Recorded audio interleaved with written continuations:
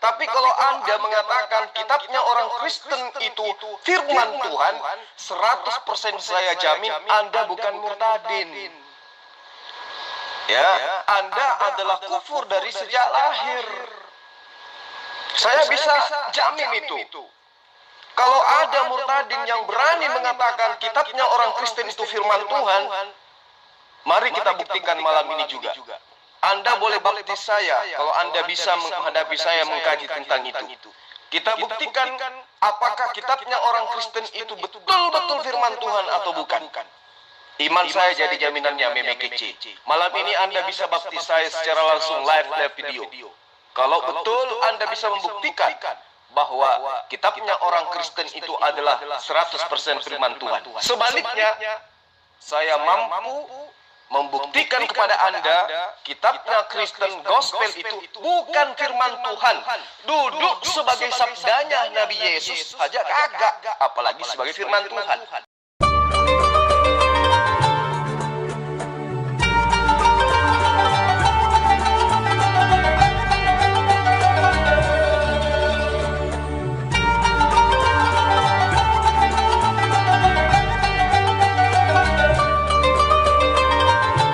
Al-Quran saja tidak memahami, bagaimana sekarang pembicaraan harus digantikan ke Bible.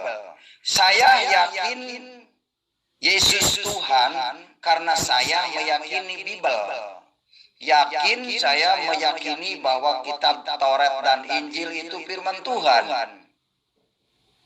Jadi kalau saya tidak meyakini bahwa Taurat Injil itu firman Tuhan, ya saya seperti kalian, dungu, ya. Kamu harus terima. Saya mengatakan dungu kepada Hendy karena Hendy tidak bisa menjawab pertanyaan Muhammad Kece dan tidak bisa menunjukkan dalil-dalil yang akurat. Ya. Kamu yakin sudah tidak bisa menjawab pertanyaan Muhammad Kece, akhirnya kami mau memberikan pertanyaan dari Bible, ya, memberi pertanyaan dari Bible, dari Alkitab. Ya, banyak orang Islam mengatakan bahwa Bible itu dipalsukan, tapi itu hanya mulut saja yang tidak tahu kepada Bible, hanya melihat dari jauh, mendengar ilmu katanya, ilmu karangan, ilmu dongeng, makanya kamu ikut-ikutan. Ya. Kalau dituntut mana buktinya yang asli? Kalau memang itu Bible dipalsukan, kamu kan tidak bisa membuktikan itu. Yakin tidak bisa membuktikan kan? Begitu. Menurut saya Bible atau Injil itu asli. Asli tulisan Latin. Begitu saudaraku. Terima kasih. Meme Kece, dengan Anda mengatakan gospel itu adalah firman Tuhan, itu sudah terbukti bahwa Anda itu sudah kufur dari sejak lahir. Berarti Anda ini bukan murtadin. Kenapa? Orang yang tahu ilmu kodifikasi Quran akan mendudukkan kitabnya orang lain di luar Al-Quran sebagai karangan yang bukan firman Tuhan. Kenapa? Karena tidak sesuai dengan standar kodifikasi Quran. Orang yang Islam dari lahir akan paham. Orang yang paham tentang hadits, orang yang paham tentang sanad, orang yang paham tentang matan, orang yang paham tentang perawi akan tahu bahwa kitabnya Kristen itu bukan firman Tuhan. Duduk sebagai sabda Yesus aja kagak, apalagi sebagai firman Tuhan. Itu kalau Anda Islam dari lahir. Tapi karena Anda sudah kufur dari sejak dulu, ya mungkin Anda bisa sedikit paham bacaan atau qiraat Quran disebabkan karena mungkin Anda pernah menjadi TKI. Jadi Anda tahu surah Al-Kafirun seperti ini bacanya, Al-Ikhlas seperti ini bacanya. Karena majikan Anda adalah orang Muslim yang senantiasa sholat dan membaca Quran. Tapi kalau Anda mengatakan kitabnya orang Kristen itu firman Tuhan, 100% saya jamin Anda bukan murtadin. Ya, Anda adalah kufur dari sejak lahir. Saya bisa jamin itu. Kalau ada murtadin yang berani mengatakan kitabnya orang Kristen itu firman Tuhan, mari kita buktikan malam ini juga. Anda boleh baptis saya kalau Anda bisa menghadapi saya mengkaji tentang itu. Kita buktikan apakah kitabnya orang Kristen itu betul-betul firman Tuhan atau bukan. Iman saya jadi jaminannya Meme Kece. Malam ini Anda bisa baptis saya secara langsung live video. Kalau betul Anda bisa membuktikan bahwa kitabnya orang Kristen itu adalah 100% firman Tuhan. Sebaliknya, saya mampu membuktikan kepada Anda kitabnya Kristen Gospel itu bukan firman Tuhan. Duduk sebagai sabdanya Nabi Yesus saja kagak, apalagi sebagai firman Tuhan. Dan itu saya bisa buktikan kepada Anda. Gimana? Berani gak menghadapi tantangan saya? Meme Kece. Sesekali tegas, Bang. Allahu Akbar. Palopot. Yang dibahas hanya itu aja tentang sunat aja. Dasar palopot yang dipikirkan bidadari di sorga ya. Ya, kalau mending masuk surga. Kalau kagak, bidadarinya di neraka, palopot. Jadi apa yang diharapkan dari Islam? Cuma ngomongin tentang seks, masalah seks. Kasihan, sungguh kasihan ya. Jadi tidak ada yang bermutu ya. Seks mulu yang dipikirkan. Coba sedikit-sedikit itu tunjukkan dalil hadis dan lain sebagainya. Kalau ditanya hadis bunyinya begitu, kenapa nggak sinkron? Kabur lagi, nggak nongol. Heri udah kabur, sekarang ganti Pak Lopot. Oke Pak Lopot, nggak apa-apa, maju terus Pak Lopot. Selama saya belum zoom ya, nanti saya akan zoom, saya tinggalkan grup ini. Oke. Dia bukan murtadin, Bang. Dia itu kafir dari orok, dari lahir. Andaikan dia itu seorang murtadin, dia pasti tahu hadis itu apa. Ini dia menyebutkan kalau hadis itu adalah wahyu dari Allah Subhanahu wa taala. Ini aja udah keliru. Dijamin 100% dia itu bukan seorang murtadin. Dia itu kafir dari orok. Ada yang mau taruhan sama dewa, silakan. Dewa bisa membuktikan dengan dari cara dia, conversation dia, cara pengucapan dia, kalau dia itu bukan seorang murtadin. Bukan. Meme Kece sampai hari ini sejak perdebatan terakhir dengan saya udah sebulan, itu nggak ada nyali lagi untuk berdebat dengan saya.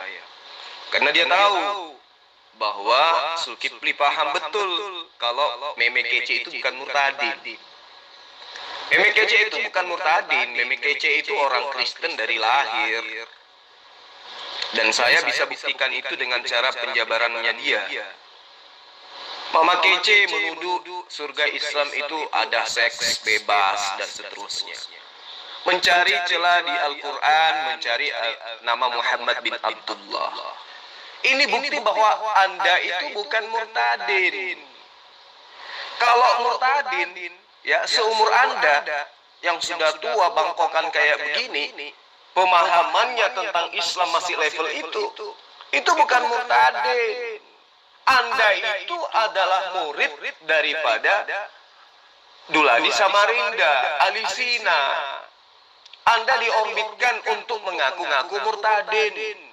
Dan saya jamin itu, Anda bukanlah seorang murtadin. Anda adalah pemakan babi dari sejak lahir. Dari segi wajah, cara penyampaian, mimik mulutmu, ya, bahasa tubuhmu, itu nampak kelihatan cara menyampaikannya, cara menyampaikanmu. Terus paparan-paparanmu tentang Quran, konsep imanmu terhadap Quran, kemudian pemahamanmu terhadap gospel, semua menunjukkan Anda itu bukan murtadin. Bukan murtadin Anda itu. Kalau murtadin itu kayak Said bin Abraham. Nah, itu murtadnya karena ekonomi. Itu ketahuan. bukan karena ilmu, bukan karena menemukan titik celah di dalam Quran. Kalau Anda nggak sampai ke sana, level Anda nggak selevel Saiful Abraham, jauh. Anda itu sangat ketahuan kalau Anda itu bukan murtadin. Kalau Saiful Abraham udah ketahuan. Anak-anaknya memang kami bersahabat dengan anaknya. Dan kami tahu memang dia adalah murtadin karena faktor ekonomi. Tapi kalau kamu memek kece, kamu bukan murtadin. Ya, kamu adalah orang kafir dari sejak lahir, pemakan babi dari sejak lahir. Saya malah curiga Anda itu peternak babi dari kecil. Nah, untuk membuktikan kebenaran apa yang saya katakan ini, ayo hadapi saya, diskusi, jangan menghindar. Gitu loh. Kita buktikan bahwa Anda bukan murtadin. Berani enggak Anda? Umat Islam merujuk kepada hadis dijadikan rujukan.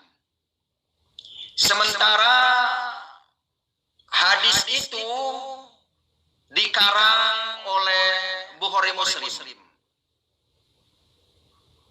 yang katanya hadis itu sabda Rasulullah Shallallahu Alaihi Wasallam. Belum tentu, karena yang menulis hadis entah alami atau tidak pada masanya Muhammad bin Abdullah hidup. Begitu. Karena hadis mulai dibukukan setelah 90 tahun Muhammad bin Abdullah wafat, baru hadis dibukukan. Inilah yang sebenar-benarnya. Semoga saudara berpikir. Terima kasih. Nah, thank you sudah nanggapi VN saya atau tulisan saya, meskipun sifatnya ambigu. Jadi gini, saya minta Anda fokus sama saya ya, BMKC ya. Kita berbicara mengenai perspektif pendekatan ilmiah tentang hadis dan juga kitab yang kamu yakini sebagai firman Tuhan. Oke, Anda sudah menerangkan hadis itu sumbernya dari Rasulullah Muhammad Sallallahu Alaihi Wasallam. Maka dalam komponen-komponen ilmu hadis itu diterangkan ada tangga-tangga hadis, ada sahih, ada dhaif, ada maudhu dan seterusnya. Untuk mengetahui ini, maka seseorang Islam harus wajib mengetahui tentang sanad, matan, perawi, dan seterusnya. Ini ada kaidah-kaidah ilmu yang harus dipahami tersendiri. Ada prinsip-prinsip ilmu yang harus dilakukan untuk mengetahui standarisasi mendudukkan hadis tersebut masuk dalam kategori sabda Rasulullah atau itu hanya penyampaian-penyampaian yang tidak berdasar kepada pribadi Rasulullah Muhammad SAW. Anda sudah tahu pastinya kalau Anda itu adalah seorang murtadin. Jadi saya tidak perlu menjelaskan secara terinci. Justru dengan tuduhan Anda tentang hadis ini, tanpa Anda memahami, membuktikan bahwa Anda bukan murtadin. Orang Islam itu tahu, Pak. Saya SMP itu udah belajar ulumul hadis, saya sudah kaji. Bayangkan itu. 6 tahun saya ngaji, ya, membahas tentang hadis. Di situ dikupas tuntas sehingga umat Islam yang paham ini tahu, ngerti mereka. Oh, ini hadis maudhu, ini hadis doi, ini lemah, ini palsu dan ini sahih. Dari mana diketahui itu?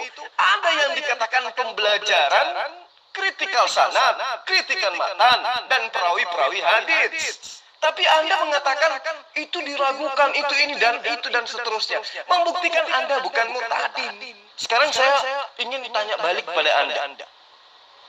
Di dalam kitab yang Anda imani sebagai firman Tuhan, sesuai dengan pernyataan Anda tadi, karena Anda tidak punya ilmu menurut saya. Di dalam kitab Anda ada beberapa kitab sejarah. Contoh, Yosua misalnya, Hakim-Hakim, terus kemudian 1 Samuel, 2 Samuel, 1 Raja-Raja, 2 Raja-Raja, 1 Tawarik, 2 Tawarik, Esra, Nehemia, dan Esther. Itu adalah kitab sejarah. Ini saya ajarin Anda kalau Anda ini belum tahu. Ya, itu adalah kitab sejarah. Di dalam kitab yang Anda imani sebagai firman Tuhan. Pertanyaan saya, siapa penulis kitab-kitab sejarah tersebut? Jawab, enggak pakai lama. Silakan. Aduh, kita Yusmiati, kasihan. Walaupun saya sudah sunat, nggak mungkin barang saya dikasih kamu Yusmiati. Amit-amit deh, gatel. Ya, yang suka nyeleweng itu umpan neraka. Muhammad Kece ini tahu. Makanya Muhammad Kece berhenti dari berbuat dosa, perzinahan, dosa mengutuk orang, berdosa mengkhianat orang. Jadi yang sebenarnya itu kita harus berbuat baik di dunia ini selama kita masih hidup. Begitulah kita Yusmiati. Terima kasih. Semua debater muslim memang kece layani. Walaupun hanya mereka itu menulis sesuatu yang sifatnya candaan, dilayani semua. Tapi giliran Zulkifli menghindar. Kenapa? Karena memang kece tahu kalau saya ngaku sudah sunat, berarti Yesus Kristus tidak berguna bagi saya menurut Nabi saya Paulus. Jika kau menyunatkan dirimu, maka Yesus Kristus tidak berguna bagimu. Nah, berarti memang kece harus nyambung kulupnya dengan kulit sapi atau paha ayam. Tapi takut karena jangan sampai benar yang Zulkifli bilang 2 bulan kemudian kulit saya tumbuh bulu ayam. Ya toh? Nah, kalau Anda mengaku Anda itu tidak sunat, lagi-lagi Anda tidak masuk kategori pengikut Yesus. Karena syarat untuk menjadi pengikut Yesus itu harus mengikuti ajaran Yesus. Tidak mengikuti ajaran Paulus menuhankan Yesus. Syarat menjadi pengikut Yesus menurut Yesus harus Bani Israel. Anda bukan Bani Israel. Dan Bani Israel otomatis sudah sunat. Jadi cara lain untuk cara yang Anda gunakan kemudian untuk menghindar dari saya kayak gini. Semua tulisan-tulisan debater muslim Anda tanggapin. Tapi untuk fokus kepada saya Anda nggak mau. Karena takut tumbuh bulu ayam atau takut Anda itu tidak masuk dalam kategori muridnya Yesus. Dan saya yakin sekali Anda tahu ini. Anda tahu kalau Anda adalah murtadin, Anda tahu bahwa tidak ada keselamatan di dalam ajaran di luar daripada Islam. Anda paham itu. Tapi lagi-lagi, fulus, duit, saman susah. Caranya mempertahankan hidup orang yang memiliki akal pendek kayak Meme Kece itu ya jual iman. Ini kesempatan orang-orang yang ada di luar sana yang memiliki ekonomi dan ingin memurtadkan orang lain membeli iman-iman orang yang seperti Anda dengan rupiah, fulus. Makanya Anda tahu sebenarnya Islam itu adalah agama satu-satunya yang benar. Tidak ada jalan keselamatan setelah Rasulullah Muhammad SAW itu diutus kecuali Islam. Anda tahu itu. Kalaupun Anda bukan murtadin, Anda tahu Islam itu adalah agama yang benar dan tidak mampu menemukan titik celah di dalam Al-Quran, di dalam Islam, sehingga Anda nyamar menjadi murtadin. Anda tahu. Makanya Anda itu gelisah ketika melihat akun Zulkifli aktif di dalam grup. Pingin loncat malu, pingin kabur malu. Satu-satunya jalan adalah menanggapi VN yang lain dan jangan menanggapi VN Zulkifli. Itu yang Anda praktekkan sekarang. Kalau Anda itu murtadin, satu, ayo mari kita buktikan. Iman saya menjadi taruhannya. Anda nggak berani. Anda ingin membahas tentang keotentikan hadis dan juga kitab Anda. Saya sudah menjabarkan, kitab Anda ada terdiri kurang lebih 12 kitab sejarah. Siapa penulis-penulis sejarah yang ada dalam kitab Anda? Anda juga tidak tahu. Anda nggak berani jawab. Sementara saya bisa menjabarkan tentang hadis, sejarah penulisan hadis, bisa saya. Anda mau singkat atau saya jabarkan secara panjang lebar? Bisa.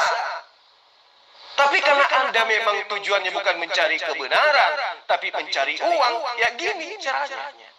Kalau kalimat saya, kata-kata saya ini salah, saudara Meme Kece, yuk kita mari buktikan. Supaya tidak menjadi fitnah. Anda itu bukan murtadin. Kalau Anda murtadin, sebelum Anda murtad dan menemukan titik celah dalam Islam, tentu Anda sudah menemukan kebenaran dalam Kristen. Sekarang Anda jawab saya. Kitab sejarah yang ada di dalam kitab kamu itu yang nulis siapa? Coba. Bisa enggak kamu jawab ini? Kalau tidak, berarti Anda murtadin abal-abal atau Anda memang bukan murtadin. Gimana, Kici? Sahawai, jangan sembarangan komentar ente. Justru Islam ini ribet. Baca kitabnya saja harus pakai sorot nahu, harus pakai tajwid, harus pakai idhar, idgham, ihfa. Pokoknya ribet deh. Jangankan mengerti kepada ayat itu, membacanya saja susah. Itulah makanya Muhammad Kece meninggalkan ajaran itu karena sangat sulit. Ya, puasa harus 1 bulan untuk ngosongi perut pada waktu siang, pada waktu malam makan. Ketika waktu malam makan tidak ada manis-manis, berantem sama istrinya, berantem sama anaknya. Di mana puasanya? Sedangkan Al-Quran mengatakan, Ya ayyuhalladzina amanu kutiba alaikumussyam kama kutiba alal ladzina min qablikum la'allakum tattaqun. Wahai orang-orang yang beriman, telah tiba waktunya kepadamu yaitu berpuasa. Sebagaimana yang dilakukan oleh orang-orang yang sebelum kamu, agar kamu bertakwa. Jadi puasa itu bukan mengosongkan perut, tapi puasa itu supaya kamu bertakwa, saudaraku. Diubahlah oleh ahli-ahli tafsir, ahli-ahli fikih. Dari ketakwaan itu diubah dengan mengosongkan perut selama 1 bulan. Kenapa? Karena pada waktu itu 1 bulan Muhammad bin Abdullah susah mencari makanan karena sedang perang Badar. Pada waktu perang Badar selama 27 hari kesulitan makan. Maka agar merasakan semuanya, dijadikanlah bulan itu bulan puasa pada bulan Ramadan itu. Tidak makan pada waktu siang, tapi pada waktu malam boleh makan. Dari mana makanan pada waktu malam? Dari mencuri ke kampung-kampung. Makanya kalau yang mau dicurinya punya anjing, digonggong itu sama anjing. Dari situlah mulai anjing itu dinajiskan. Gara-gara tidak bisa mencuri makanan. Begitu. Itulah yang dipikirkan perut dan di bawah perut. Inilah alasan kenapa setiap hari raya Idul Fitri suka disertai dengan petasan-petasan, karena melambangkan ketika perang Badar dengan suara senjata-senjata yang keluar dari sarangnya, yang keluar dari senjata itu, suara letusan bom, suara letusan senjata pistol dan lain sebagainya. Itulah yang digambarkan pada bulan Ramadan itu. Idul Fitri itu suka adanya petasan. Begitu ceritanya, saudara. Orang Indonesia sudah tidak tahu ceritanya, memeriahkan Idul Fitri saja dengan menjual petasan-petasan. Makanya ketika ada yang menjual petasan, kebakaran, banyak korban. Itu diperingatkan oleh Tuhan. Jangan membuat petasan pada bulan Idul Fitri. Begitu. Nah, semakin nyata kan Anda bukan murtadin? Semakin nyata. Dan kalaupun Anda adalah pernah mencicipi sebagai seorang Islam, berKTP Islam, ternyata Anda memang tidak terpelajar dari segi keilmuan Islam. Kelihatan, sangat nyata. Saban hari Anda semakin menampakkan siapa Anda sebenarnya. Anda keluar dari Islam menurut pengakuan Anda, karena ajaran Islam itu susah, sulit. Jangankan menjabarkan, membacanya aja susah menurut Anda. Berarti udah kelihatan Anda itu Islam level apa ketika Anda Islam kemudian Anda murtad. Udah ketahuan kan? Anda sendiri yang sudah membuka aib Anda sendiri. Anda ingin menipu Allah.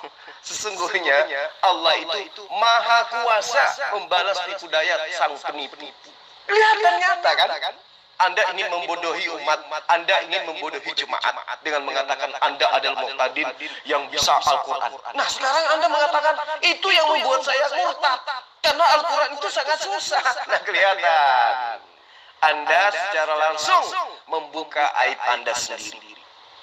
Jadi begini, Meme Kece, Al-Quran itu susah. Kenapa? Karena Al-Quran itu adalah kalamullah. Paham kata kalam?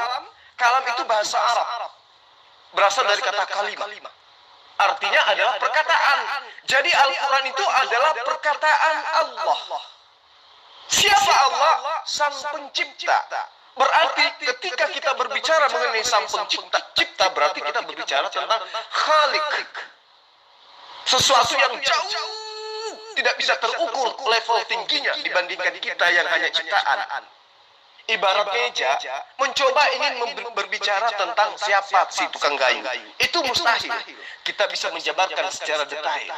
Nah, ketika Anda ingin memahami perkataan sang pencipta, Anda tidak bisa memahaminya seperti Anda memahami perkataan manusia. Yang namanya pencipta, apapun itu berbeda dengan ciptaan. Anda ingin menunjukkan bahwa kalamullah, firman Allah yang diwahyukan oleh Allah kepada Rasulullah Muhammad SAW, Anda ingin menerimanya, Anda ingin merubahnya menjadi sebuah tulisan-tulisan yang mudah dipahami, layaknya kitabmu yang hanya terjemahan, direvisi dan direvisi sesuai dengan selera umatnya. Tidak bisa. 1 tambah 1 sama dengan itu aja kamu nggak bisa. Itu bahasa manusia, apalagi kalamullah. Jadi untuk membahasnya, untuk mengetahuinya, kudu wajib memiliki disiplin ilmu. Ya, Al-Quran menggelitik umat dengan menggunakan analisa akal. Zalikal kitabul la raiba fihi hudal lil muttaqin. Kitab Al-Quran ini tidak ada keraguan di dalamnya, petunjuk bagi orang yang bertakwa. Pertanyaannya, you bertakwa apa kagak? You baca Quran aja nggak bisa. Ya ayyuhalladzina amanu. Ya. Apa yang kamu baca tadi itu? Ya ayyuhalladzina amanu. Terus ketika kau menunjukkan kata-kata itu antara tasdid, fathah, nun mati, tanwin, kasrah, kamu nggak bisa bedakan, dan kamu abqat kalau orang sini bilang. Kutiba alaikumus syiyam kama kutiba alal ladzina min qablikum la'allakum tattaqun. Kamu membaca dalil itu tidak menunjukkan Anda adalah murtadin tahun 2014. Kagak. Umur Anda sekarang di atas 50 tahun. 14 tahun yang lalu, 2014 berarti 6 tahun yang lalu, Anda sudah berumur 30-an tahun ke atas. Baca ayat yang begitu santer, yang anak TK aja tahu dalam Islam, gitu cara Anda membacanya. Sudah nyata Anda bukan murtadin. Nyata Anda bukan murtadin. Anda adalah kufur dari sejak lahir, namun mungkin pernah mencicipi sedikit pelajaran Quran. Itu satu hal yang perlu kamu pahami. Kenapa kalamullah itu susah untuk dipelajari? Karena yang mempelajarinya hanya orang-orang yang bersih, baik akal maupun hatinya.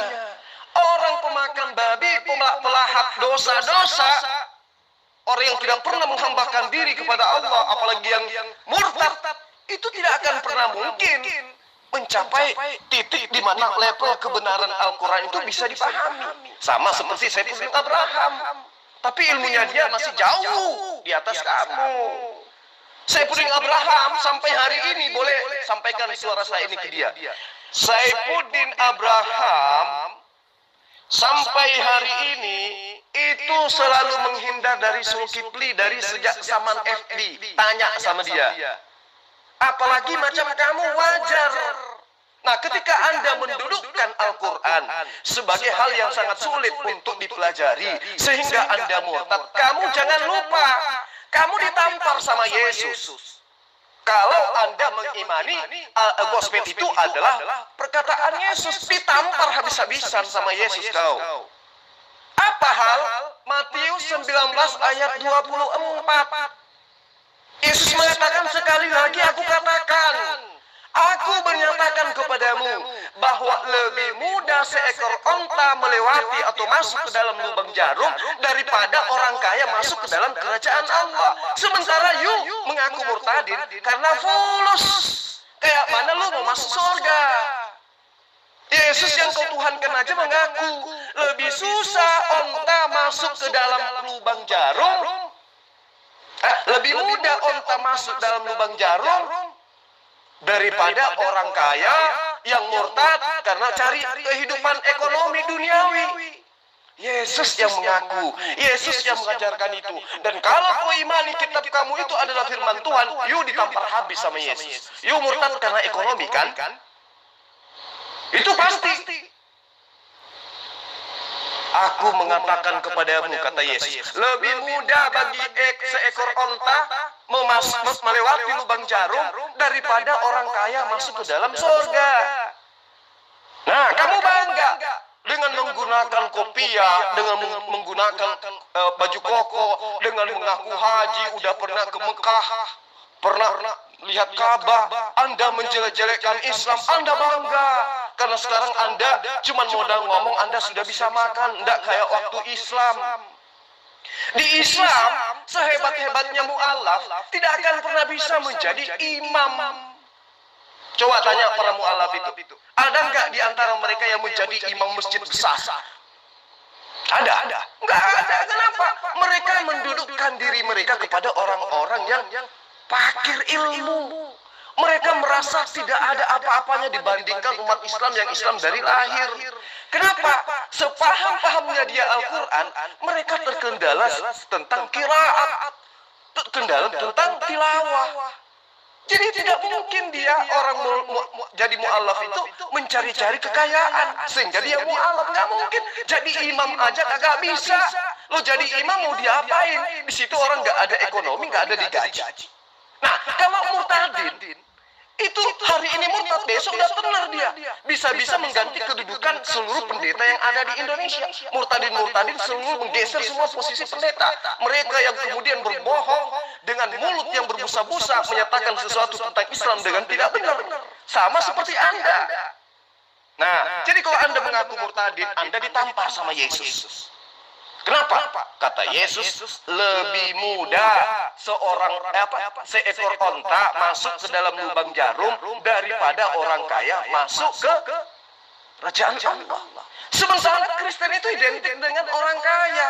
Kristen itu identik dengan orang-orang yang wow. Tapi Yesus nyata mengatakan di dalam Matius 19 ayat 24, lebih mudah bagi onta masuk ke dalam lubang jarum. Onta masuk ke dalam lubang jarum mustahil, apalagi orang kaya. Nah, sekarang siapa yang kaya, yang selalu bangga-banggakan Kristen itu adalah orang kaya raya, Kristen itu menguasai perekonomian, Kristen itu menguasai. Oke, silakan Anda dengan kekayaan Anda, tetapi ditampar habis sama Yesus. Makanya susah umat Islam itu belajar abatasa, butuh tahun. Belum juga dia hafal Quran berapa juz, mati, tinggal masuk surga dia. Kenapa? Kehidupannya miskin. Karena hari-harinya disibukkan dengan hal-hal yang berkaitan dengan kerajaan Allah. Apa itu? Kalamullah. Kalau Anda tidak, udah kamu lakukan apa saja. Kita dibebaskan dari hukum-hukum Tuhan. Kita dibebaskan dari hukum penghambaan. Nikmati sesuka hati, mati masuk surga. Itu di dalam iman Anda. Tapi apakah Yesus mengajarkan demikian? Tidak.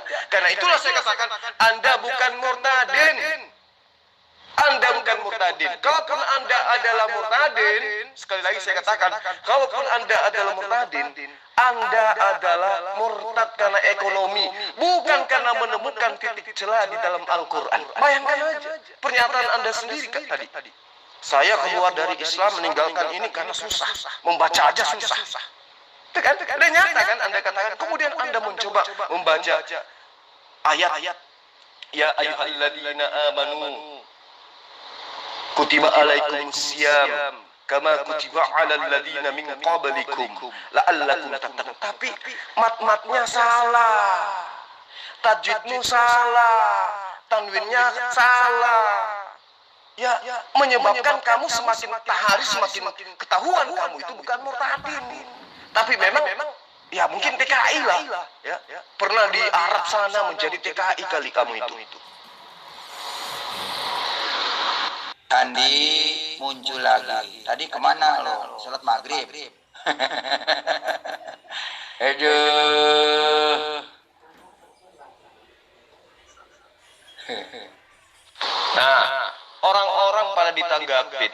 Orang yang nggak balas PN kamu tanggapin. Kenapa? Karena kamu ketahuan. Kamu takut kulitmu tumbuh bulu ayam. Tadi Anda menjabarkan tentang hadits. Sekarang saya ajarin Anda secara singkat aja lah tentang sejarah penulisan hadits, supaya Anda tahu, supaya Anda menggunakan jurus baru. Jangan lagi hadis yang Anda serang nanti. Kemarin nyerang Muhammad bin Abdullah, lalu kemudian serang Ka'bah, lalu sekarang serang hadits. Saya ajarin sama Anda.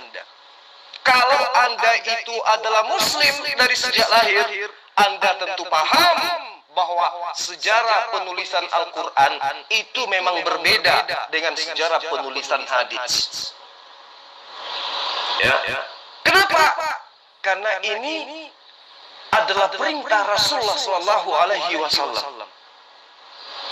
Al-Quran dihafalkan, dituliskan sejaman dengan Rasulullah, dan Rasulullah melarang sahabatnya menulis tentang hadis di zamannya. Apa hal? Karena Rasulullah tidak ingin Al-Quran bercampur aduk dengan hadis sabda-sabdanya. Itu yang perlu kamu pahami. Thank you, kamu sudah sadar, sudah mengakui bahwa hadis itu ditulis jauh sebelum dan setelah penulisan Al-Quran. Artinya setelah Quran dibukukan, barulah kemudian hadis itu dibukukan. Nah, jadi gini. Fakta yang Anda harus pahami. Al-Quran itu tertulis dalam satu kitab. Sementara hadis tertulis dalam banyak kitab, tergantung penulisnya. Seperti yang saya bahasakan kepada Anda, Meme Kece, di zaman Rasulullah, penulisan hadis itu dilarang oleh beliau. Kenapa? Karena beliau khawatir tercampur dengan Al-Quran. Terkecuali pada kasus-kasus tertentu di mana Rasulullah tidak khawatir hal itu tercampur. Misalnya tentang penulisan tentang detailnya, zakat, dan seterusnya. Lalu kemudian, kalau Anda adalah seorang murtadin, berarti Anda paham bahwa di zaman Khulafaur Rasyidin, para sahabat juga masih belum fokus menulis hadits. Kenapa?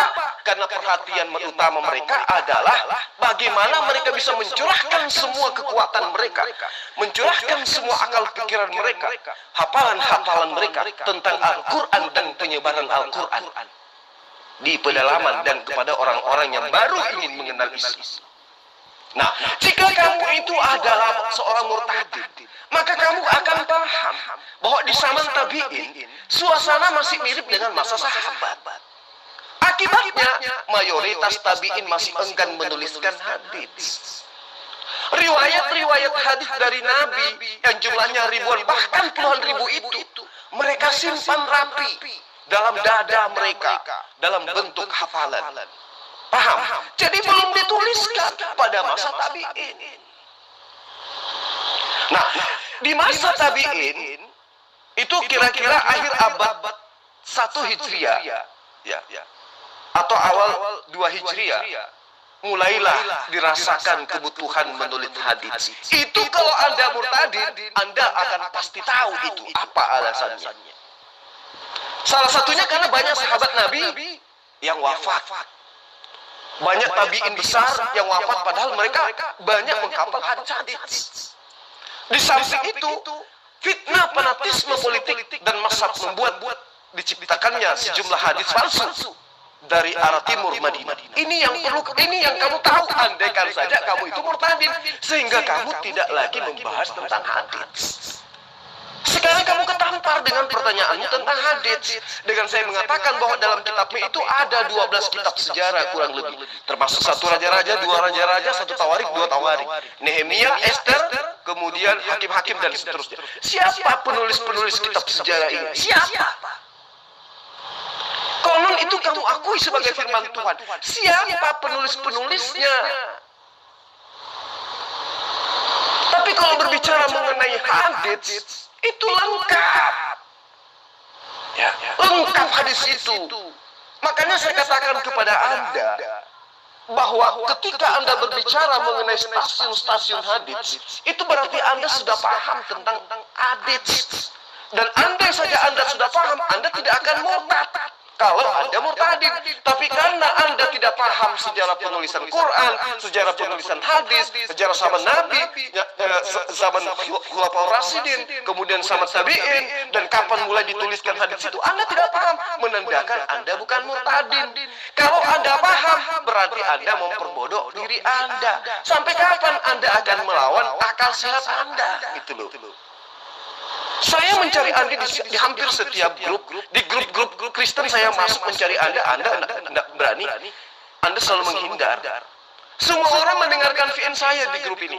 Begitu saya up VN, semua orang buka. Cuma kau sendiri yang tidak berani buka. Kenapa? Ya itu tadi, takut kulitmu tumbuh bulu ayam. Jadi kalau kamu ingin membahas tentang hadis, saya sudah jabarkan secara terinci.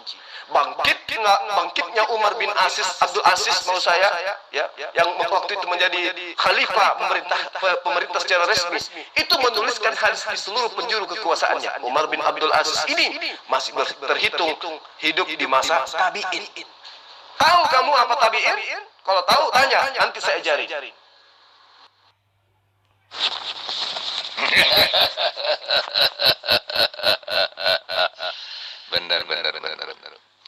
Benar, Bang.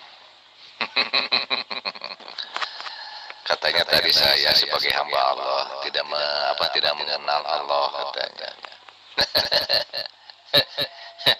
Itu menampar muka dia gitu. Sebetulnya itu menampar muka dia gitu. Adakah di kitab mereka yang mengatakan, ya, di biblos mereka gitu ada yang mengatakan, Bang, pada tahun sekian akan terjadi ini, itu akan terus fenomena ini yang terjadi itu seperti itu, persis di dalam Al-Quran. Nah, baru mengatakan seperti itu, Bang. Berarti kalau misalkan si kece itu tidak disunat, ya berarti Yesus itu nggak berguna ya. Dia takut membahas Kesatria 5 ayat 2. Takut kulumnya tumbuh bulu ayam, makanya dia nggak berani buka VN-ku. Saudara Zulkifli yang saya hormati, bicara panjang lebar, tapi tidak ada satu ayat pun yang saudara tunjukkan dan jelaskan. Jadi Muhammad Kece ini murtad karena tahu bahwa hadis itu karangan Bukhari Muslim. Bagi saudara yang belum sadar bahwa hadis itu karangan Bukhari Muslim, padahal sudah ditulis di bawahnya, pengarangnya Bukhari Muslim. Kenapa Muhammad Kece murtad setelah Muhammad Kece sadar bahwa selama ini di dalam Islam saya mengikuti karangan Bukhari Muslim, atau dekat-dekatnya karangan Syekh Nawawi Al-Bantani, yaitu kitab kuning yang disebut kitab Safinatun Najah yang bermadhab Imam Syafi'i. Semuanya itu adalah karangan manusia. Oleh karena itu Muhammad Kece murtad karena justru tahu penulisan hadis, justru tahu turunnya ayat-ayat Al-Quran tidak kepada Muhammad bin Abdullah, tetapi kepada malaikat Jibril. Kemudian katanya Jibril menyampaikannya kepada Muhammad bin Abdullah di Gua Hiro. Itu tidak ada satu ayat pun ayat Quran yang dilangsungkan diturunkan kepada Muhammad, kecuali yang diturunkan langsung kepada Muhammad tentang kawinilah istri-istri yang kamu sukai 2, 3, 4 dan pembantu yang ada di kamu, kecuali itu langsung kepada Muhammad itu di Mekah. Nah, kalau saudara tidak tahu bahwa ayat itu langsung kepada Muhammad diturunkan, berarti saudara harus belajar lagi kepada Muhammad Kece tentang Al-Quran. Ya, hadis itu ditulis 90 tahun setelah Muhammad wafat. Jadi tentu ada tambahan dan ada pengurangan di dalam hadis itu. Ada ditambah biar menarik, dikurangi biar pas, begitu. Jadi tidak murni lagi. Ya syukur sekarang Zulkifli menjelaskan, tapi apa yang Anda omongkan itu tidak satupun pendukung ayat yang benar mengenai pembicaraan saudara Zulkifli. Kemudian Anda mempertanyakan Alkitab. Anda hanya menyebutkan surat Yeremia sekian-sekian. Harusnya ayat per ayat Anda jelaskan. Saya tahu kalau Anda menjelaskan ayat Alkitab dari Yeremia, pasti Anda akan terpentok, bingung sendiri. Kenapa? Karena memahami Alkitab tidak bisa dengan akal pemikiran saja, tapi harus meminta hikmat Tuhan, pembimbingan roh yang membuat firman itu sendiri. Firman Tuhan tidak bisa dimengerti oleh akal pikiran, tidak bisa dimengerti hanya akalnya saja, tapi harus dimengerti dengan hati yang bersih. Itulah firman Tuhan. Beda dengan Alkitab, hadis bisa diakali dengan pemikiran supaya menarik. Bagaimana caranya? Itulah hadis. Karena ilmu hadis, ilmu akal dan kira-kira logika supaya orang mau mendengar. Begitu. Karena tidak ada pewahyuan kepada ahli hadis. Tidak ada pewahyuan kepada ahli hadis. Beda dengan penulis Alkitab. Dia mempunyai pewahyuan. Tidak sembarangan. Jadi Alkitab ini bukan hasil hawa nafsu orang. Oleh karena itu Zulkifli berhenti saudara memplesetkan ayat-ayat Alkitab. Karena saya tahu saudara tidak memahami ayat-ayat Alkitab. Jadi berbicara itu harus jelas dulu. Target ayat yang jadi pijakan. Jangan asal ngomong, panjang lebar, ngelantur, orang lain suruh mendengarkan ceramah Anda, sementara ceramah Anda tidak ada bijinya sama sekali. Bagaikan tong kosong dipukul nyaring bunyinya. Memang sepertinya pembicaraan Allah itu benar, tapi tidak satupun ayat yang bisa mendukung kebenaran perkataan saudara Zulkifli. Oleh karena itu, saya ingatkan saudara Zulkifli, jangan lagi mempleset-plesetkan ayat Alkitab. Belajarlah dulu ya. Memang Anda orang pinter, bisa memutar balik perkataan yang bertanya. Saya akui, Anda itu memang pinter, tapi di hadapan Tuhan Anda tidak ada apa-apanya. Ya, ingat ini Pak Zulkifli yang saya hormati, silakan ditanggapi. Anda jangan ceramah sebelah aja di kelompok Anda ya. Tolong kalau berbicara itu dukung dengan ayat, dengan surat, dengan judul, ya, supaya jelas, tidak ngawur dan ngelantur. Oke, terima kasih Pak Zulkifli. Thank you. Ya, jadi Anda sudah berani fokus sama saya. Alhamdulillah, saya sangat bersyukur. Jadi begini, saudara Meme Kece. Anda menuntut saya menunjukkan hadis, menunjukkan ayat. Oke, sebentar saya akan tunjukkan ayat kepada Anda. Saya ingin menanggapi pernyataan-pernyataan awal Anda. Antara bagaimana kemudian Anda menjabarkan penjabaran saya kemudian dengan mengatakan kamu jangan memelintir-melintir ayat di dalam kitab kami. Harusnya saya menunjukkan katamu bahwa kitab sejarah misalnya Nehemia ayat berapa dan seterusnya. Justru ini saya berikan kemudahan samamu.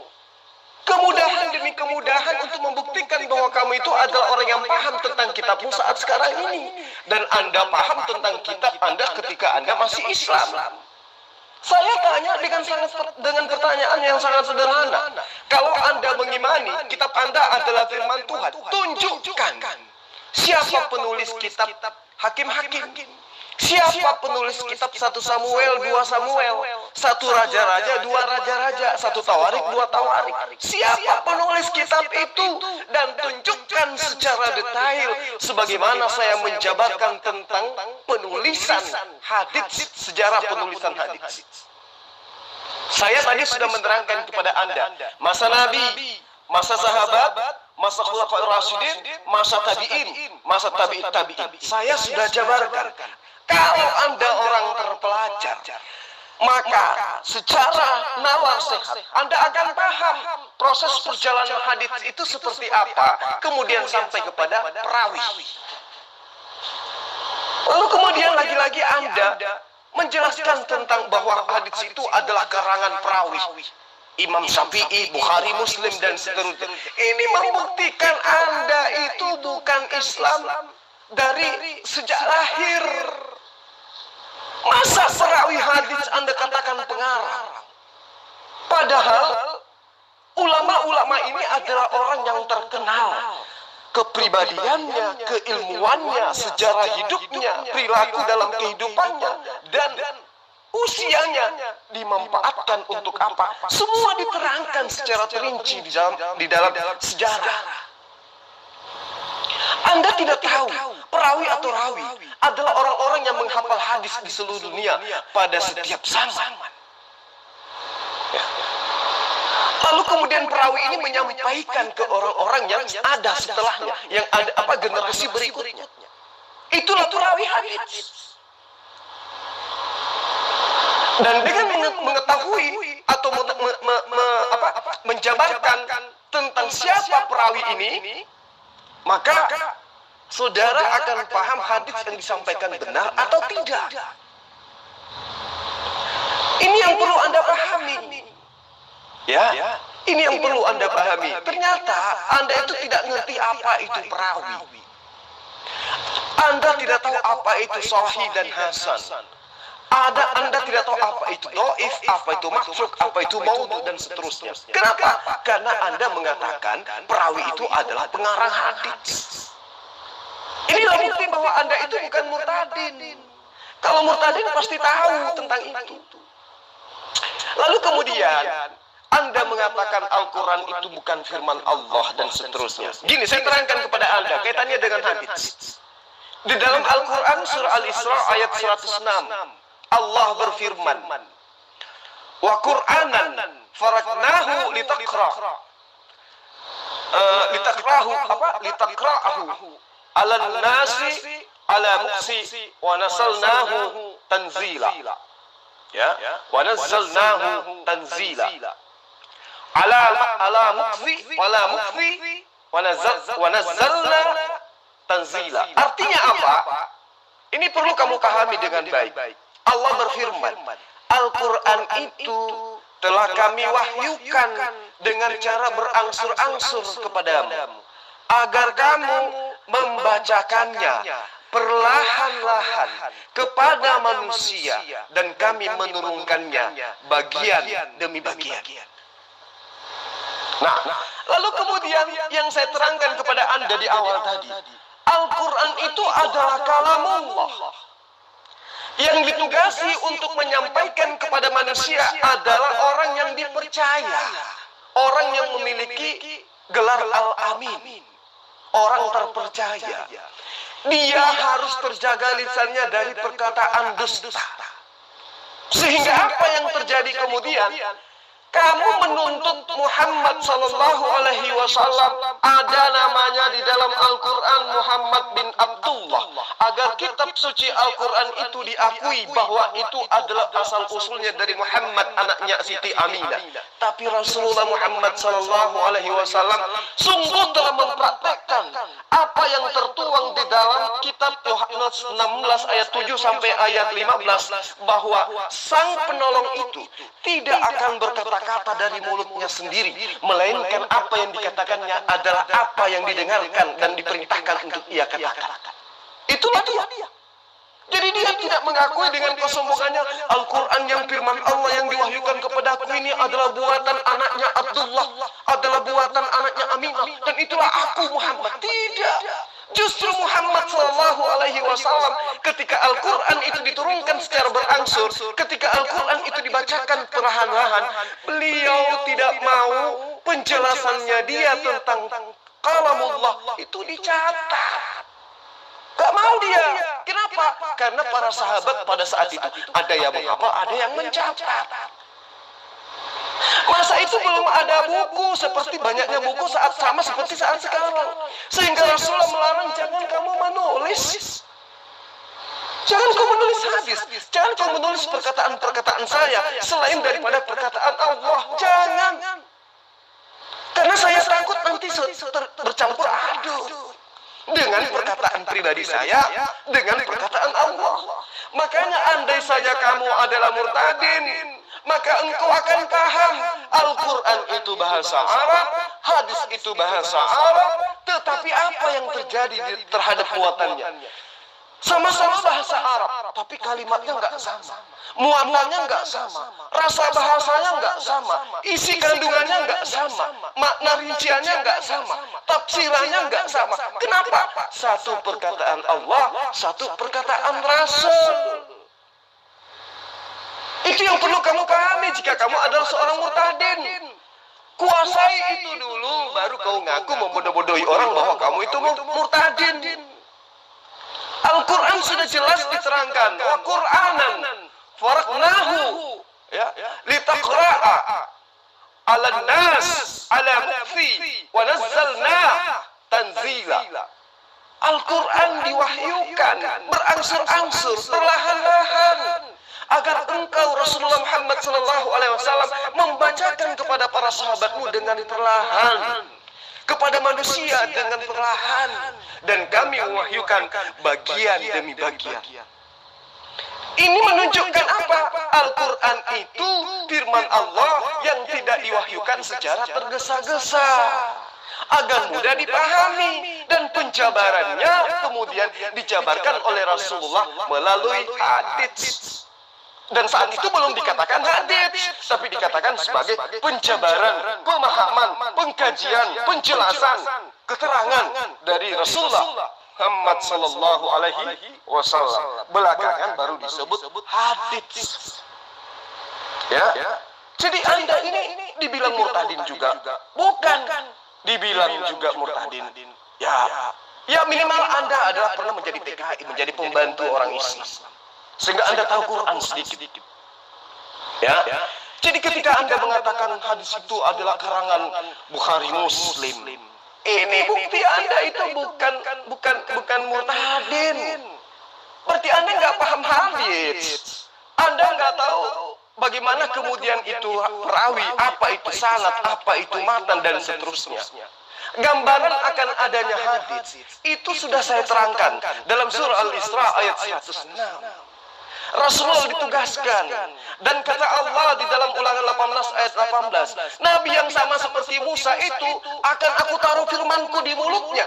Apa yang dikatakan adalah apa yang didengarkan. Tidak dia katakan dari dirinya sendiri, melainkan dari apa yang didengarkan. Lalu kemudian Anda mengatakan bahwa kitab kami itu adalah ini dan itu. Buktikan siapa penulis kitab sejarah yang ada dalam kitabmu. Kalau hadis kan sudah jelas, ya, dari tabi'in, dari sahabat, dari khulafaur rasyidin, ke tabi'in, ke tabi'in, lalu kemudian ke perawi. Udah jelas, tangga-tangganya, stasiun-stasiunnya jelas. Nah sekarang kitabmu, Lukas terima dari mana? Di mana Lukas ketemu Yesus? Siapa saksi melihat Yesus pernah bertemu dengan Lukas? Nama saksinya apa dan apa bunyi kesaksiannya? Ya. Kalau hadis jelas dari si fulan, dari si fulan, dari si fulan, dari si fulan, Rasulullah bersabda. Dari si fulan menyampaikan kesimpulan, dari si fulan menyampaikan kesimpulan, dari si fulan menyampaikan kesimpulan bahwa sesungguhnya Rasulullah bersabda. Orang-orangnya ada, namanya lengkap. Nah sekarang Lukas menerima apa yang dituliskannya itu terima dari mana? Lukas menuliskan. Paulus menuliskan, Markus menuliskan. Itu ditulis dari mana sementara mereka nggak pernah bertemu dengan Yesus? Jadi saya katakan samamu, kitabmu duduk untuk menyaingi hadis sahih saja, nggak bisa. Apalagi duduk menyaingi Al-Quran, nggak bisa dia. Karena kenapa? Kitabmu itu adalah kitab kisah. Orang-orang yang gemar menulis, andai saja Khairil Anwar hidup sesaman dengan Yesus atau satu abad setelah Yesus, Khairil Anwar juga kitabnya kau jadikan kitab suci. Andai saja dia hidup pada masa itu, kamu jadikan kitab suci tulisan-tulisan Khairil Anwar itu. Sayangnya dia hidup di zaman kita. Ya, itu yang perlu kamu pahami. Jadi semakin kau menghujat Quran, semakin kau menjelaskan imanmu, semakin nampak kau bukanlah seorang murtadin. Tapi kamu adalah orang yang takut tumbuh di kulitnya bulu ayam. Paham?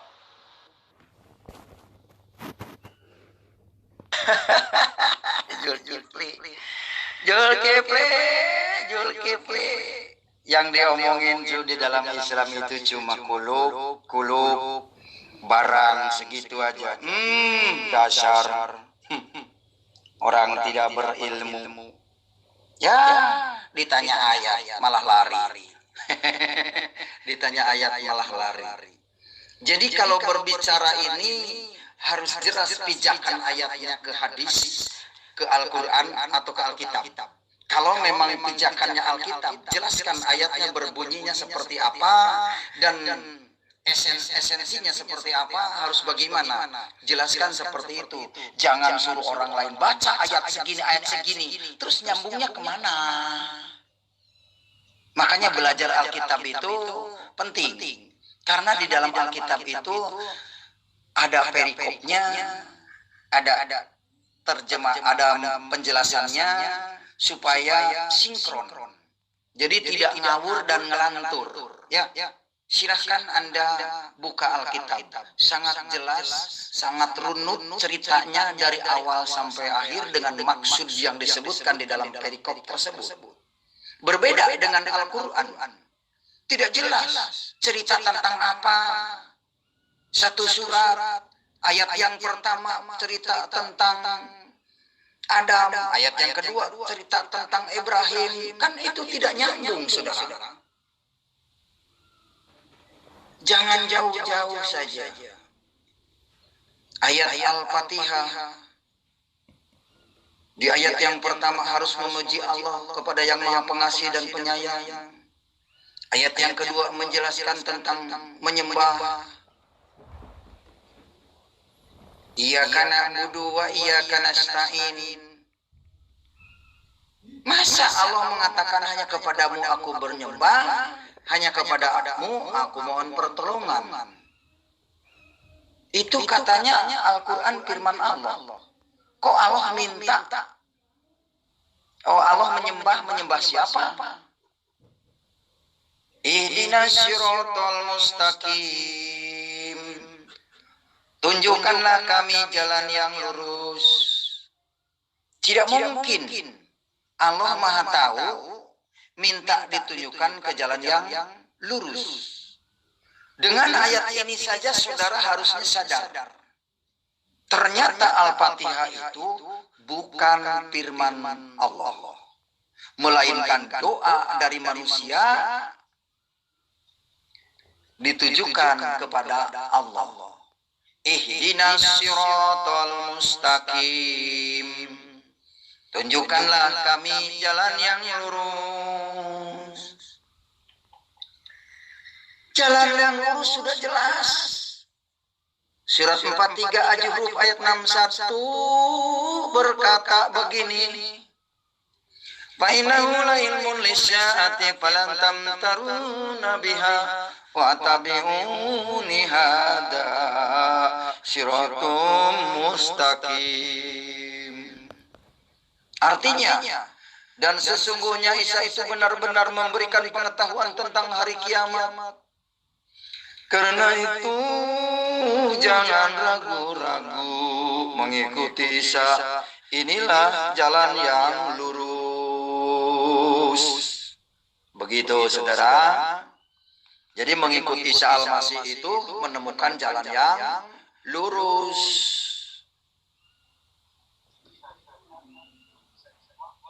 Oke, makasih. Karena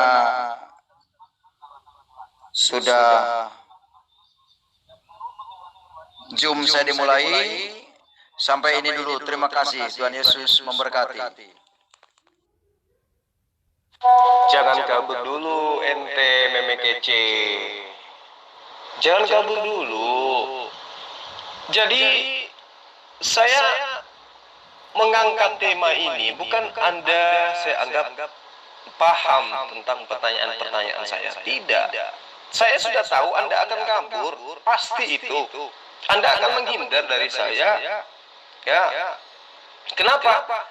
Karena pijakan Anda dengan mengaku murtadin, dengan sedikit membahas tentang Quran, terjemahan Quran dan isi terjemahan, itu menunjukkan Anda itu bukan murtadin, tapi orang yang pernah belajar Islam, belajar Quran, belajar membaca, tapi pada poin-poin tertentu.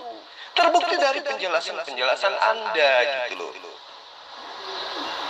Kenapa Anda tidak mau membahas tentang kuluk? Karena Anda ditampar sama Paulus. Kalau Anda adalah murtadin, berarti Anda sekarang tidak berkuluk. Sementara Paulus mengatakan, sesungguhnya aku Paulus berkata kepadamu untuk berulang kali, untuk ketiga kalinya.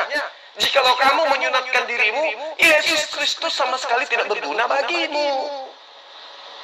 Itu kamu ditampar. Jadi supaya Yesus Kristus itu berguna bagimu, kudu wajib kulukmu itu kamu sambung dengan kulit sapi atau kulit siapa gitu. Karena nggak mungkin kamu bisa menemukan kulukmu lagi gitu ya kan?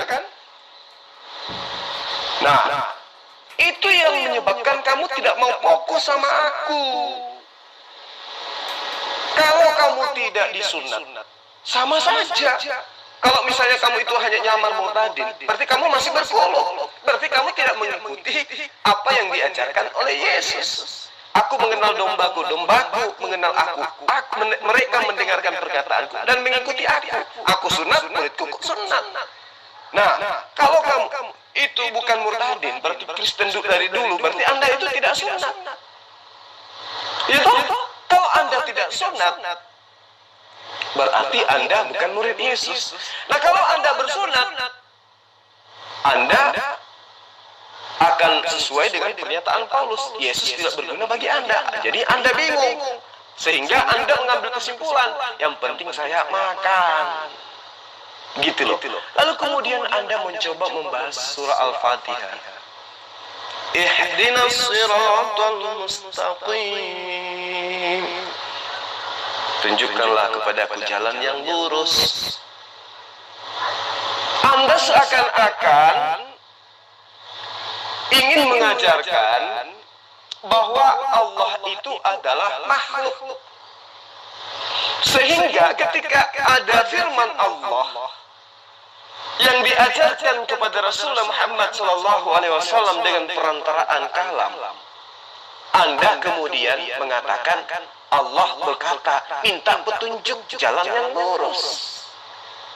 Anda seakan-akan mendudukkan Allah itu makhluk layaknya di dalam iman mitologi Yunani yang Anda imani sekarang. Anda salah. Al-Quran itu diwahyukan untuk manusia. Sumber pewahyuannya itu adalah Allah. Berarti ikatan-ikatan aturan yang tertuang di dalamnya itu mengikat kepada manusia, bukan mengikat kepada Allah. Bagaimana kemudian Allah itu disebut sebagai penyayang pengasih? Allah menunjukkan jalan supaya manusia itu selamat. Udah dikasih tiketnya, dikasih kuncinya. Anda mau gunakan, Anda mau tinggalkan, itu terserah Anda. Ketika Allah mengatakan ihdinas siratal mustaqim, bukan berarti ayat itu untuk Allah. Bukan ayat itu diwahyukan untuk Allah, tapi Allah mewahyukan ayat itu untuk manusia, agar manusia minta petunjuk kepada dirinya. Sama ketika kamu waktu bayi, ibumu ngajarin kamu manggil dirinya dengan cara apa? Dengan cara dia mengajarkan kamu memanggil ibu. Ibumu mengajarkan kamu sambil netein kamu, dia ngajarin kamu, ayo panggil ibu nak, ayo panggil ibu nak, ibu, ibu. Akhirnya kamu sudah pandai panggilan ibu, karena ibumu mengajarkanmu memanggil ibu kepada dirinya. Nah, kalau analisamu ini digunakan kepada analisa yang ibu menyusui anaknya, kepada ibu mana lagi dia memanggil, sementara dia sedang berbicara kepada anaknya. Itu artinya ibu ini sedang mengajarkan anaknya untuk memanggil dirinya ibu. Sama ketika Rasulullah menerima perintah ini, ihdinas siratal mustaqim, berarti Allah menginginkan manusia minta petunjuk yang lurus kepada Allah. Sama, andai saja kamu itu punya akal sehat, lalu kemudian Anda mencoba untuk menipu dengan mengatakan yang bisa menunjukkan jalan yang lurus itu hanya Yesus, karena hanya Yesus yang tahu hari kiamat. Kamu pendusta. Markus 13 ayat 32, Yesus sudah nyata mengatakan, tidak seorang pun yang tahu, malaikat di surga pun tidak, saya pun tidak, hanya Bapa yang tahu tentang kiamat itu. Saya pun tidak, kata Yesus. Pengakuannya Markus 13 ayat 32. Kalau kamu mengimani kitabmu Markus ini, berarti kamu harus menggugurkan Al-Quran sesuai dengan pemahamanmu terhadap terjemahan Al-Quran yang kamu bacakan ayatnya tadi, bahwa sungguh Isa Al-Masih itu mengetahui tentang hari kiamat, mengabarkan tentang hari kiamat, menginformasikan tentang hari kiamat. Tapi Isa tidak dinyatakan mengetahui kapan kiamat. Isa, Musa, Abraham tahu semua tentang kiamat itu, bahwa kiamat itu adalah berakhirnya kehidupan di muka bumi. Tahu dia, Yesus tahu. Tapi kapan hari kiamat? Apakah di Al-Quran menerangkan sungguh Isa itu mengetahui kapan terjadinya kiamat? Tidak ada di dalam Al-Quran ayat seperti itu, wahai pendusta. Tidak ada. Allah hanya menerangkan sungguh Isa itu mengabarkan tentang adanya hari kiamat. Semua juga orang mengajarkan itu. Ayah yang saya juga mengajarkan, hai Zulkifli, sadarilah bahwa kiamat itu ada. Tapi kapan kiamatnya hanya Allah saja yang tahu. Anda mengatakan Yesus dalam Al-Quran tahu tentang kiamat. Oh, berarti Anda lebih percaya Al-Quran daripada Markus 13 ayat 32, di mana Yesus mengaku, aku tidak tahu kiamat itu kapan. Malaikat di surga pun tidak tahu, tidak seorang pun tahu, termasuk saya. Hanya Bapa yang di surga yang tahu kiamat itu kapan. Itu yang perlu kamu paham.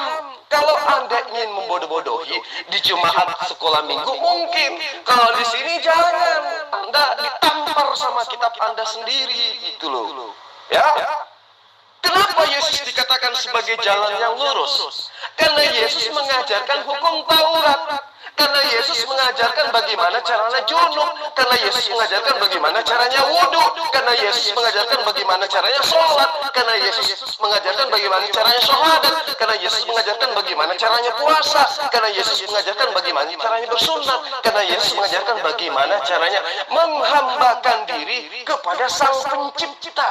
Maka Yesus disebut sebagai jalan yang lurus. Siapa yang tidak mengikuti jalannya Yesus, maka dia berada pada jalan yang bengkok. Nah sekarang saya tanya kepada kamu, kamu murtad, nyembah Yesus, ikut jalannya siapa kamu? Nah, kamu murtad makan babi, ikut jalannya siapa kamu? Hah? Siapa yang nunjukin jalan agar menyembah Yesus itu? Siapa yang menunjukkan jalan agar kamu mengkitabkan karangan-karangan orang yang tidak dikenal itu? Siapa? Kalau saya yang menunjukkan jalan agar saya ikut kepada Muhammad adalah Yesus. Di mana Yesus perintahkan? Yohanes 16 ayat 7 sampai ayat 15. Ya, Yohanes 14 ayat 16. Kemudian di mana lagi? Kisah Para Rasul 3 ayat 22 ayat 23. Di mana lagi? Hampir seluruh kitab Tanah yang berbicara tentang nubuatan itu digenapi oleh Rasulullah. Yesaya 29 ayat 12. Ketika kitab termaterai itu diberikan kepada orang-orang itu, kemudian seorang nabi itu akan berkata apa? Dia akan dikatakan, diperintahkan, bacalah. Orang itu akan berkata, aku tidak dapat membaca. Siapa yang dimaksud? Apakah ada nabi di luar daripada Muhammad yang diceritakan sama seperti yang cerita Yesaya 29 ayat 12 itu? Tidak ada, hanya Muhammad. Berarti kitab yang Anda ambil dari Bani Israel dan juga kitab yang Anda ambil dari Yunani, itulah yang menginstruksikan agar kami mengakui Muhammad Shallallahu Alaihi Wasallam itu sebagai nabi dan dikokohkan dengan diwahyukannya Al-Quran. Gitu loh. Nah sekarang saya tanya kepada Anda, tapi Anda kabur. Ya, saya bukannya mau minta Anda menjelaskan ayat per ayat. Saya hanya mengatakan, di kitab Anda itu banyak sejarah. Kitab sejarah itu ada kurang lebih 12, kalau saya nggak keliru. Tawarik 1, Tawarik 2, itu berbicara mengenai sejarah. Esra mengenai sejarah, Nehemia sejarah, Esther sejarah, 1 raja-raja, 2 raja-raja, 1 Samuel, 2 Samuel, Hakim-Hakim, Yosua, Rut, itu semua adalah kitab sejarah. Nah, kitab sejarah yang adalah firman Tuhan dalam kitabmu itu, siapa yang nuliskan? Apa jawabanmu? Saya mau Zoom. Kamu Zoom mau memaparkan apa? Kamu nggak ada ilmu sama sekali. Jadi itu cuma alasan kamu aja. Ya, jadi malam ini kamu sudah ketahuan, kamu bukan murtadin. Kalau kamu murtadin, kamu tidak paham Quran, kamu tidak paham hadis. Tapi secara garis besar, ketika saya mendengarkan semua penjabaran kamu, baik itu kamu sedang berdebat dengan orang lain maupun dengan saya, jelas nyata kamu bukan murtadin, tetapi hanya penyelundup, penyusup yang ngaku-ngaku sebagai murtadin. Kamu adalah penyesat. Saya kira seperti itu ya. Karena kamu sudah kabur, mudah-mudahan setelahnya kamu mendengarkan VN saya, supaya kamu sadar, jalan yang lurus itu adalah La ilaha illallah. Kata Yesus, hidup kekal itu adalah menyembah Allah, bukan menyembah dirinya. Kata Yesus, hidup kekal itu adalah Yesus Rasulullah, Yesus utusan Allah, bukan Yesus itu adalah Allah. Itu yang perlu kamu pahami. Yohanes 17 ayat 3. Saya kira demikian ya, Meme Kice. Semoga besok hari kamu masih ada nyali untuk berdebat dengan saya. Tapi saya yakin, karena setiap kita berdebat, kamu tampar habis dengan kitabmu sendiri. Ya, saya yakin kamu akan semakin takut untuk berdebat dengan saya. Tapi nggak apa-apa. Saya hanya mendoakan mudah-mudahan kamu dapat hidayah. Oke, saya akhiri. Salam satu Tuhan.